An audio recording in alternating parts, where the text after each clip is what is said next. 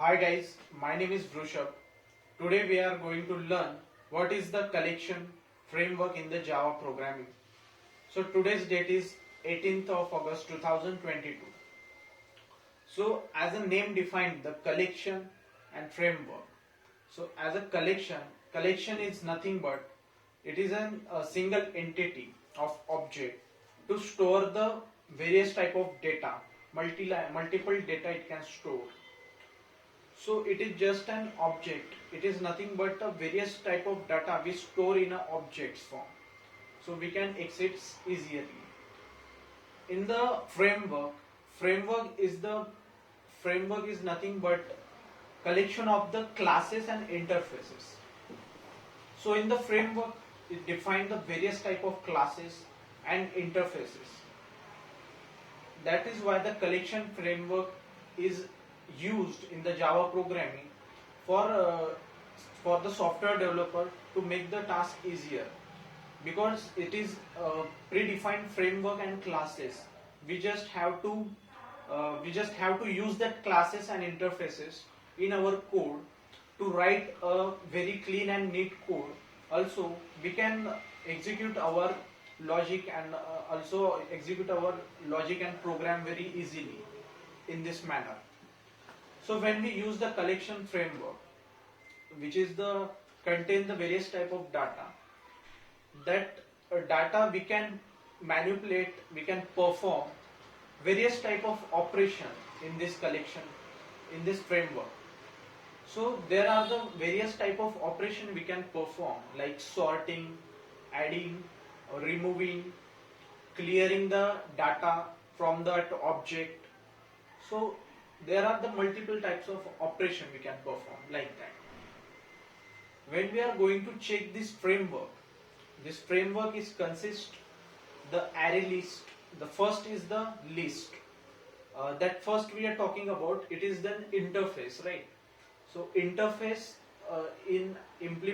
which implement the interface and our collection framework.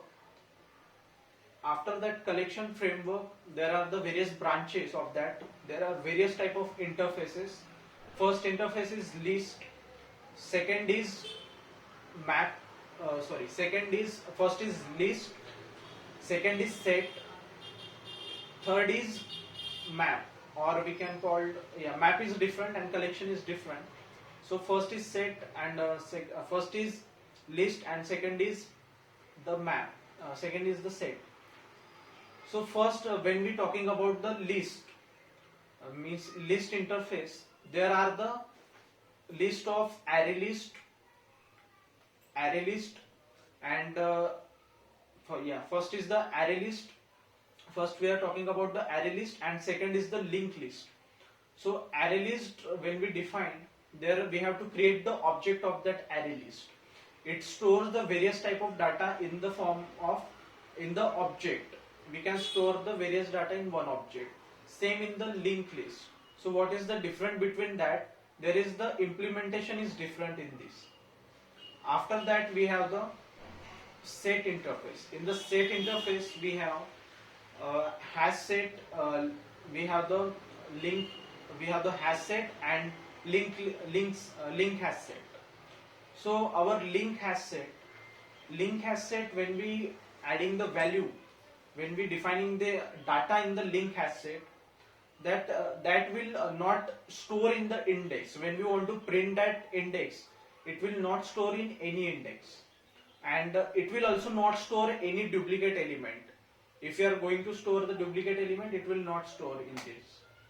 And after that, one more is there, which we call the tree. So data which we store, it is stored in the form of tree, which is nothing but in the sorted form. So whatever the data we store it in the tree, so it will store in the form of the sorting, means first come and first serve in this basis. So this is all about the collection framework in the Java programming language. Thank you so much.